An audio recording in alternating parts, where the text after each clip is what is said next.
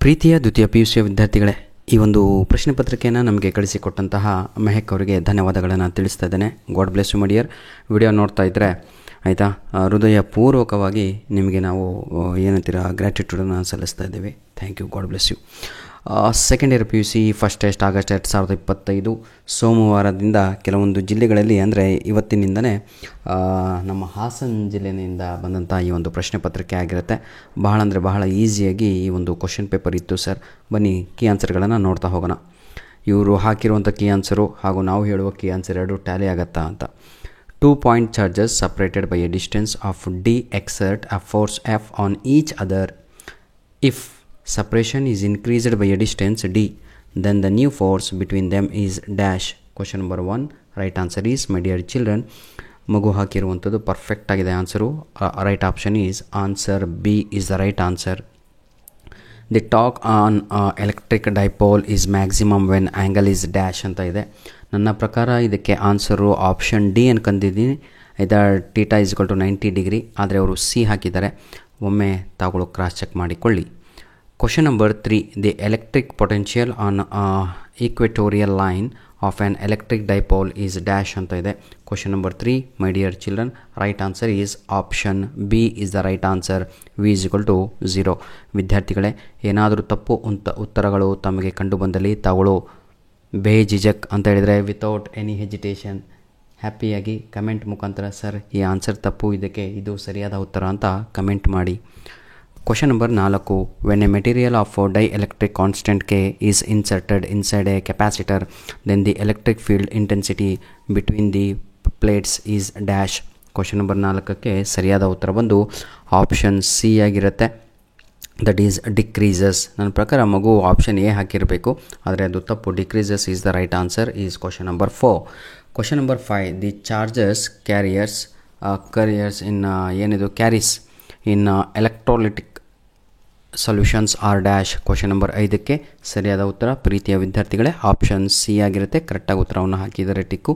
Both positive and negative charges R the right answers. Question number 6 ನೋಡೋಣ ವಿದ್ಯಾರ್ಥಿಗಳೇ. When A charge plus enters A uniform electric field at the angle of the 30 degree with the velocity 5 ಅಂತ ಎಲ್ಲ ಇದೆಲ್ವ ಓದ್ಕೊಳ್ರಿ.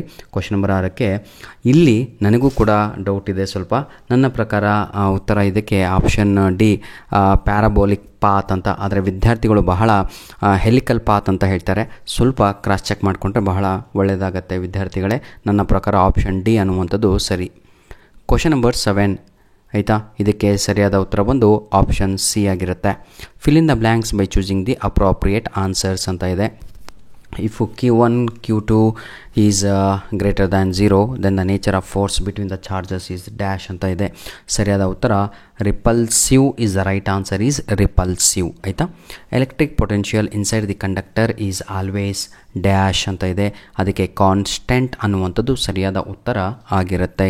Question number 10, my dear children, effective internal resistance of cells dash in the series combination of electric cells.